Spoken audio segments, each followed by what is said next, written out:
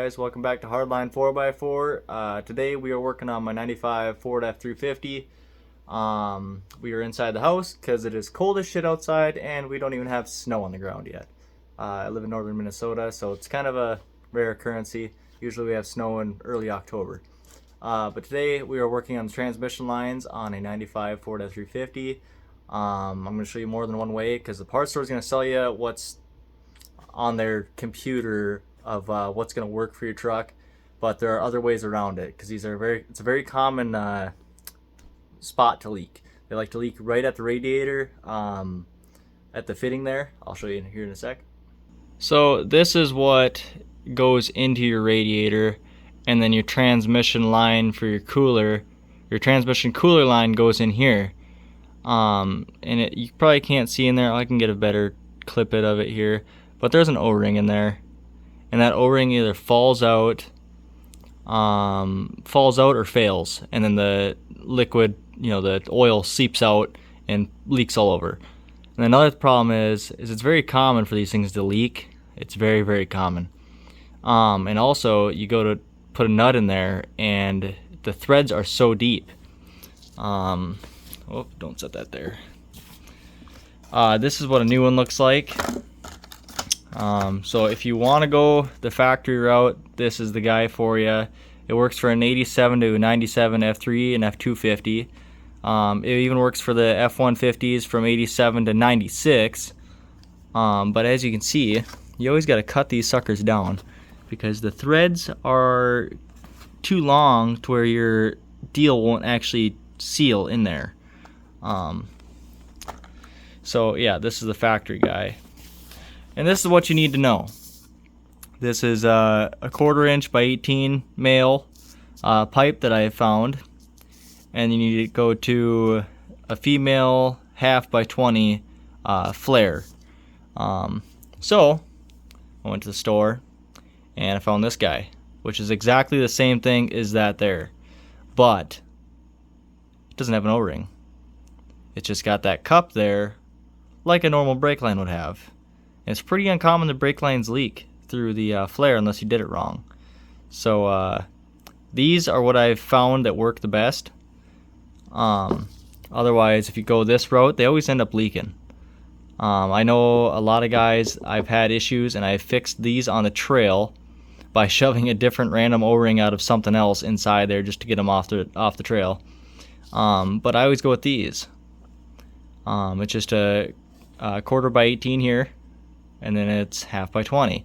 And then as you can see, if it'll focus, the threads aren't very deep versus like these. Whoops. So, I mean, it's half. And that nut, one sec here. So this is your flare nut here. You'd have your tube going through it this way, and your flare would be right about here. But you thread it in there. And that's perfect. That way you can still get to the threads if they ever seize up or something, but they shouldn't.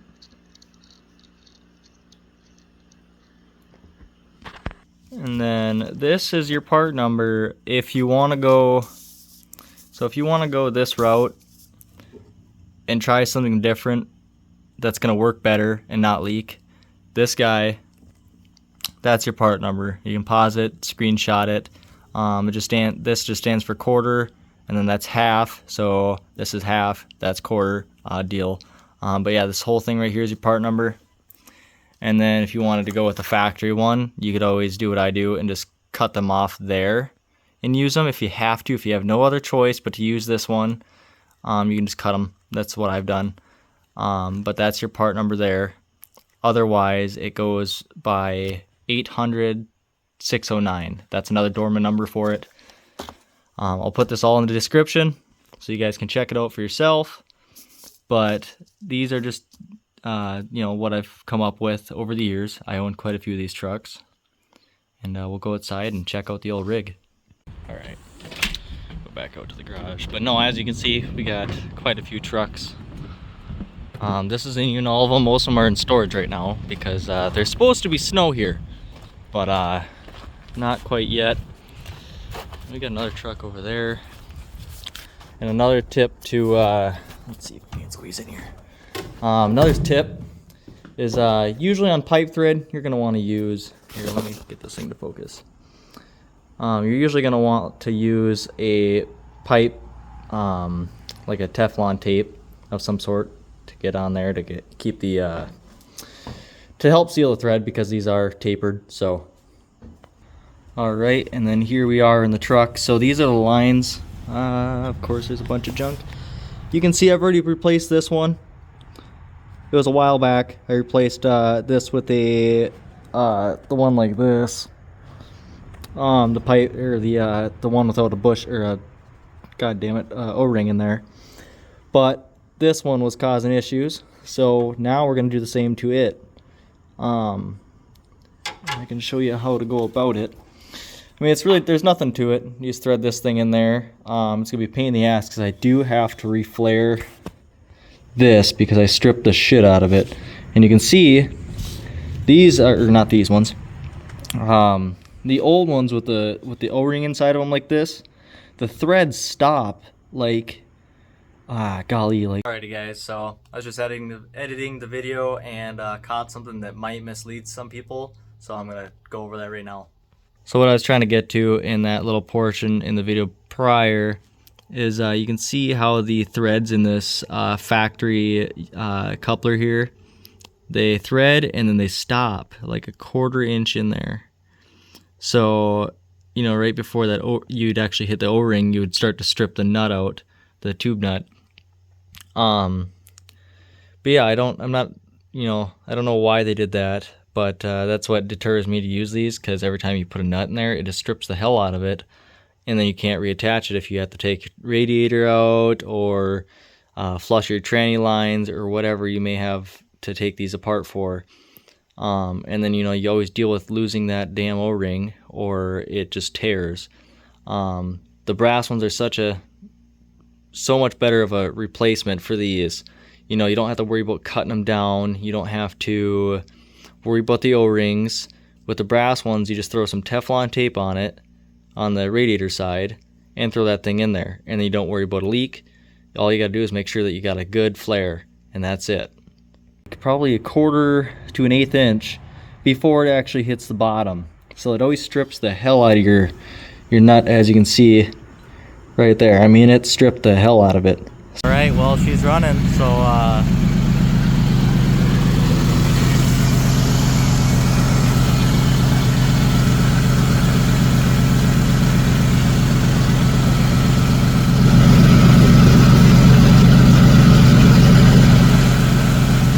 she's good. It's just wet down there from it's just gonna be wet down there from me messing with stuff.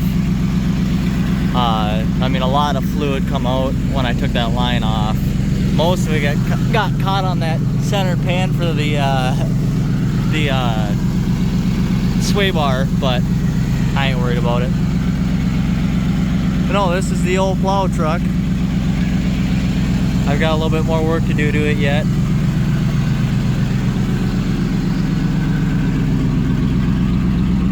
It's got a 351 Windsor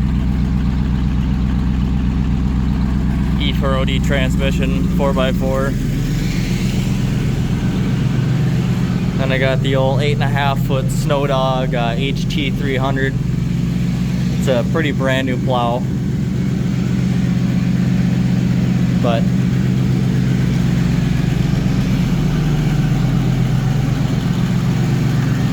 thanks for watching. If you learned something, or you might use it, or you just like the video, be sure to give me a thumbs up or a like or a comment. There's a lot more coming for this channel. Just getting cold around here. That's Winter's, that's my wife's rock crawler that we're building there. She's got the super swampers that are in the garage. This is her 80 or 92.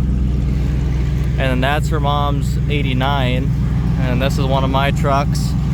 That's another one of mine, and of course this is one of mine too. Most of my big trucks are all in storage. All the fun toys are anyway. So thanks for watching. Be sure to like, comment, subscribe. I don't know, work hard, get so